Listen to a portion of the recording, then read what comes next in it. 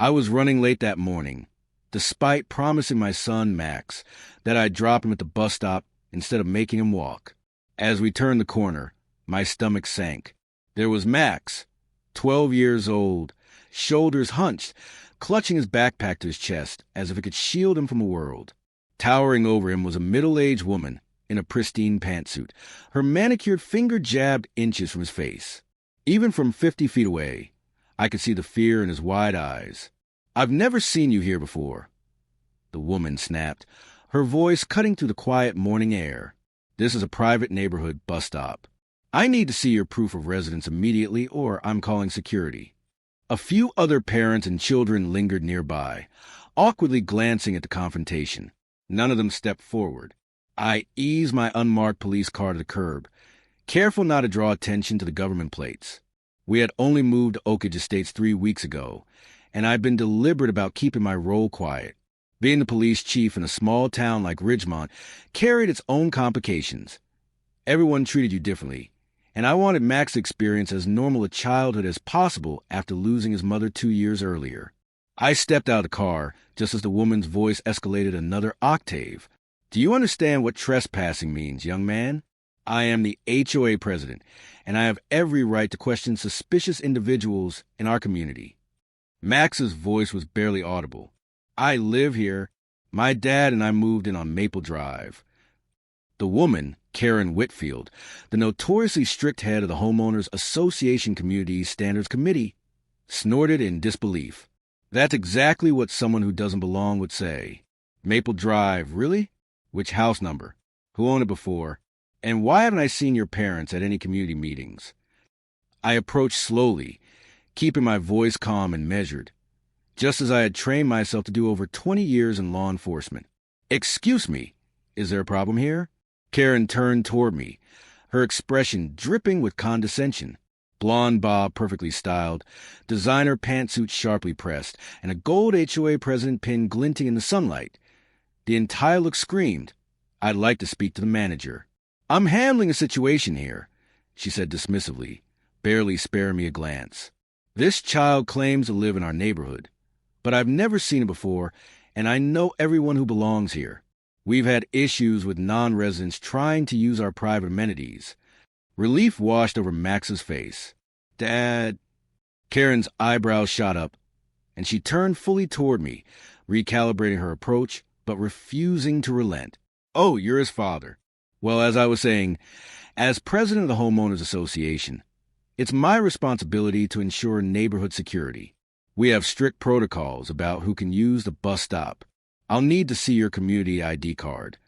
The other parents were watching now, some uneasily, others with what looked like resigned acceptance.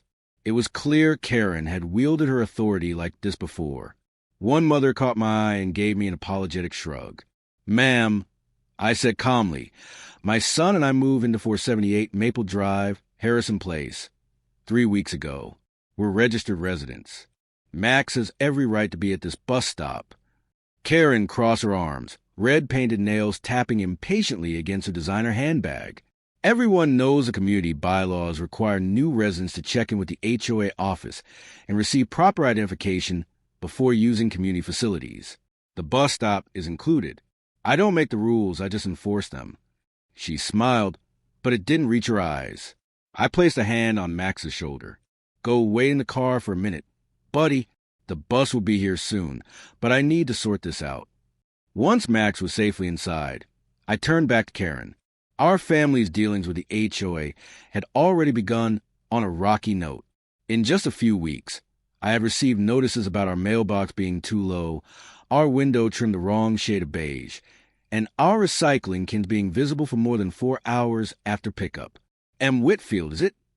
I asked, though I already knew her from the welcome package she personally delivered, along with a 3-page list of alleged violations that required immediate attention. "That's right," she said, chest puffed slightly with pride. "Karen Whitfield, HOA president for 7 consecutive terms." "Well, Miss Whitfield," I said evenly, "I believe there's been a misunderstanding. Questioning a minor without parental consent crosses several legal and ethical boundaries. My son was clearly distressed by your approach." Karen huffed, dismissive but unshaken. I have authority from the association board to question anyone on community property. It's for everyone's safety. We've had incidents of vandalism, and the board voted unanimously to implement stricter security measures. If your son had proper identification, there wouldn't have been an issue. Something in her self-righteous tone made me decide it was time to drop the polite neighbor act. I reached into my jacket and pulled out my badge, keeping it low enough that the other children wouldn't notice, but high enough that Karen could clearly see it.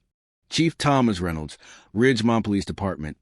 I said calmly, I believe you were just harassing my 12-year-old son while he was waiting for a school bus, which is not only against HOA regulations, but could constitute intimidation of a minor under state law.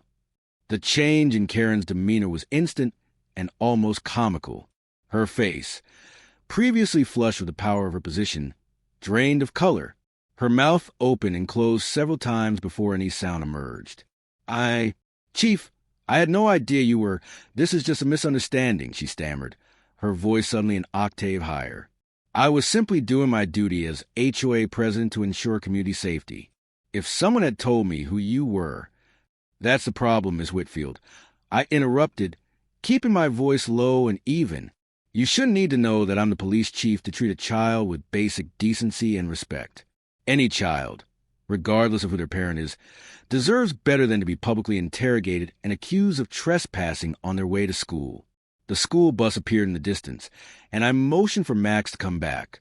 Karen was still trying to regain her composure, her earlier confidence evaporating under the watchful eyes of the other parents. I'll be filing an official report about this incident.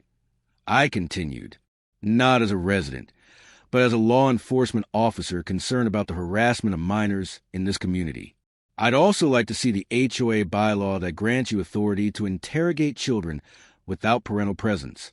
I suspect your board's legal counsel will be very interested in reviewing that particular policy. One of the other parents, a woman who had been silently observing, stepped forward.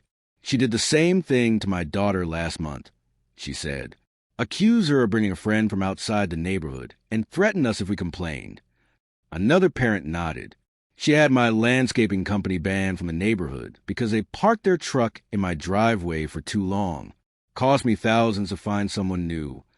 Karen's face turned from white to red again, but this time from humiliation rather than authority. This is ridiculous. I've devoted 8 years to keeping this community safe and maintaining our property values. You have no idea what would happen if we didn't have proper standards and enforcement. The bus pulled up. I gave Max a quick hug. Have a good day at school, buddy. Don't worry about any of this. After the children had boarded, I turned back to Karen, who was clutching her designer handbag like a shield. Ms. Whitfield, I expect to see you at the police station this afternoon to give a formal statement about your practice of questioning minors. 3 o'clock would work well. I'll also be attending the next HOA meeting to discuss community security protocols that don't involve intimidating children. Karen pressed her lips into a thin line. You can't possibly think this warrants police involvement. I was doing my job. Harassment isn't anyone's job, I replied firmly. And targeting children crosses a line that goes beyond HOA regulations. Your actions this morning could potentially result in charges of intimidation, harassment, and impersonating a security official, carrying fines up to $5,000 and possible jail time under state law. The color drained from Karen's face once again. For the first time since I'd encountered her, she was completely speechless. The other parents openly stared, some with barely concealed satisfaction. Karen's reign of terror had clearly affected more families than just mine. 1 week later, a community-wide email announced that Karen Whitfield had regretfully stepped down from her position as HOA president and committee chair following numerous community complaints. She was also facing a $2,000 fine for harassment and required to complete 40 hours of community service. The HOA board issued a formal apology to all residents, particularly families with children, and promised a comprehensive review of all community guidelines. The next day, as I watched Karen hurry from her Mercedes to her front door, avoiding eye contact with everyone, I felt no satisfaction in her downfall, only relief that the neighborhood children, including my son, could now wait for the school bus in peace.